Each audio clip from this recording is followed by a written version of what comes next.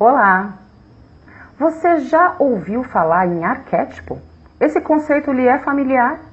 Você sabia que, independente de você conhecer ou não os arquétipos, ele influencia a sua vida? Influencia a maneira que você enxerga e interpreta as outras pessoas e mais, influencia a maneira que as pessoas enxergam e interpretam você. Então é importante você conhecer os conceitos de arquétipo e utilizar eles ao seu favor, certo? Meu nome é Luciana Paiva, eu sou psicóloga, neuropsicóloga e o vídeo de hoje é sobre arquétipos. A primeira vez que eu ouvi falar em arquétipo foi no ano de 1995, quando eu iniciei meus estudos no magistério. Fiz faculdade de psicologia, tive a oportunidade de fazer estágio em psicologia analítica de Carl Gustav Jung, que é o pai aí do conceito de arquétipo. Fiz pós-graduação em neuropsicologia, participei de grupos de arte e terapia e quer saber? Mesmo assim, eu não consegui entender o conceito de arquétipo, para você ver como é complicado. Então assim, não dá para entender arquétipo num vídeo de 5, 6 minutos, mas dá pra gente ter uma leve ideia do que se trata e depois vocês vão pesquisar porque vale muito a pena, é muito interessante esse tema. Para entender arquétipo, eu preciso falar um pouquinho sobre linguagem. Bom, nossa linguagem não é 100% verbal. Tudo que é falado, a gente vai analisar de acordo com o quê? Com a entonação que a pessoa usa, como ela se coloca, a intencionalidade nas palavras dela, a gente julga isso de maneira automática, sem nem perceber. A maneira com que a pessoa anda, se posiciona, pega na tua mão, olha no teu olho, tudo isso faz com que você vá buscar lá na sua memória figuras arquétipicas para você avaliar esta pessoa. Nossa, Luciana, você falou chinês. Vou exemplificar, ok?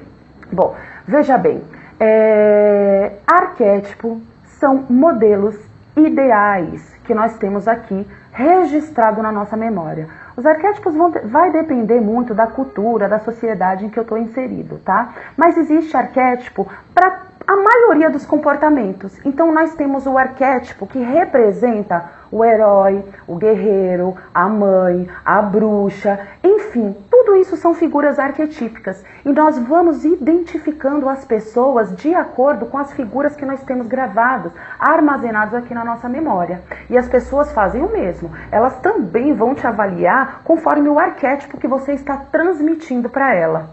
Nossa, Luciana, ainda não entendi lufas de arquétipo. Então respira, porque isso é importante. Bom, para explicar melhor arquétipo, para ficar fácil, eu vou falar um pouco sobre os animais. Animais são figuras arquetípicas. Nós associamos as imagens dos animais a certos padrões de comportamento. Por exemplo, quando você olha para um leão, você pensa, ele é o rei, ele é o forte, é ele quem domina, não é isso? A gente até se refere assim às pessoas que são do signo de leão, não é? São pessoas dominantes. Por quê? Porque o leão está no nosso arquétipo de como rei da floresta. Tudo bem, Luciana? Entendi que os animais são figuras arquetípicas e que a gente vai associando os animais a certos padrões de comportamento. E o que isso tem a ver com a minha vida? Bom, tem tudo a ver com a sua vida. Não só com a sua vida, mas até da nossa vida como nação. Quer um exemplo? Cada um dos países utiliza um animal como figura arquetípica de poder. Se eu perguntar para você qual é o símbolo que representa os Estados Unidos, o animal arquetípico que representa os Estados Unidos, você sabe, é a águia. Os Estados Unidos utiliza a águia como figura de poder. E é exatamente desta maneira que eles se comportam perante o mundo. E é exatamente dessa maneira que o mundo os enxerga. A águia é uma figura que não pede licença, que não pede ajuda, que é determinada, que toma suas atitudes sozinha. A águia se vira, não é isso? A águia é guerreira. Se você for pensar, um outro país que utiliza a águia como figura arquetípica é a Alemanha.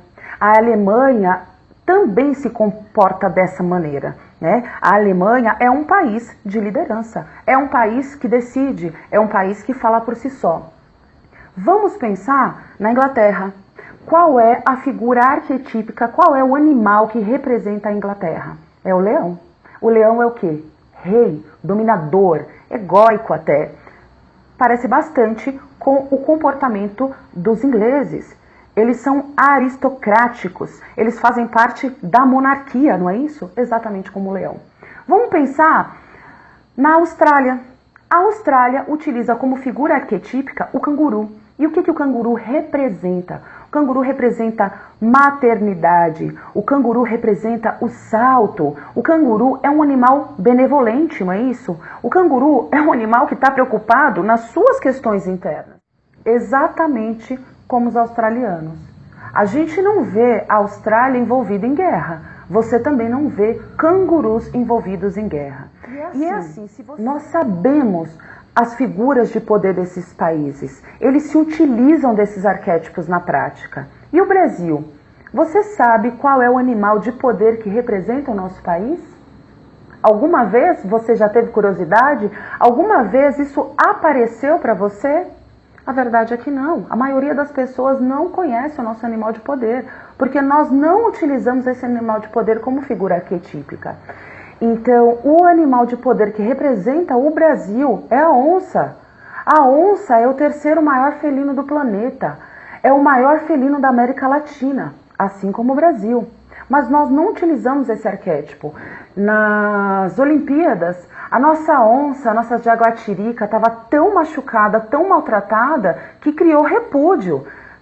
Criou um falatório, inclusive internacionalmente, ficou feio pra gente.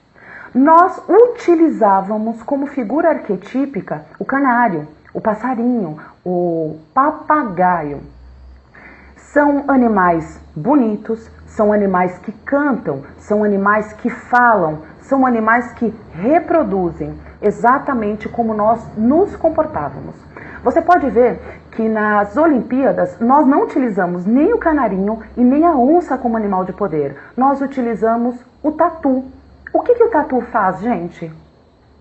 O tatu se enfia embaixo da terra, o tatu se esconde. Será mera coincidência a gente estar vivendo um momento tão turbulento, um momento feio para o Brasil, um momento em que a gente tem realmente vontade de, esconder a nossa cara no buraco. Ok, Luciana, entendi a relação de figura arquetípica e os países. E na minha vida, e no dia a dia, o que isso influencia? Influencia muito. Você já passou por alguma entrevista de emprego em que o psicólogo te perguntou qual animal você é? Qual animal você seria se você fosse um animal? Quando ele te faz essa pergunta, ele está querendo saber quais são as características arquetípicas da sua personalidade. Com que você se identifica? Então, imagina uma pessoa que está indo para lá para um cargo de estagiário, por exemplo.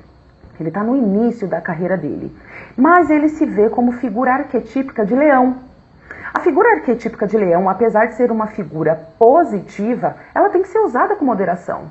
Se ele está começando o trabalho dele e ele vai chegar lá como leão, isso vai dar conflito com o chefe dele, que provavelmente já utiliza essa figura arquetípica. Então a gente precisa dosar. A gente precisa saber como as pessoas nos enxergam. Arquétipo tem só a ver com o animal? Claro que não. Arquétipo tem a ver com a figura que nós temos de um herói, por exemplo. Aqui, não sei se dá para vocês verem direito, eu estou com um São Jorge. O São Jorge é uma figura arquetípica poderosa. A Igreja Católica representa a figura do guerreiro destemido. São Jorge vai lá e mata o dragão, ou o reptiliano, que também é uma outra figura arquetípica.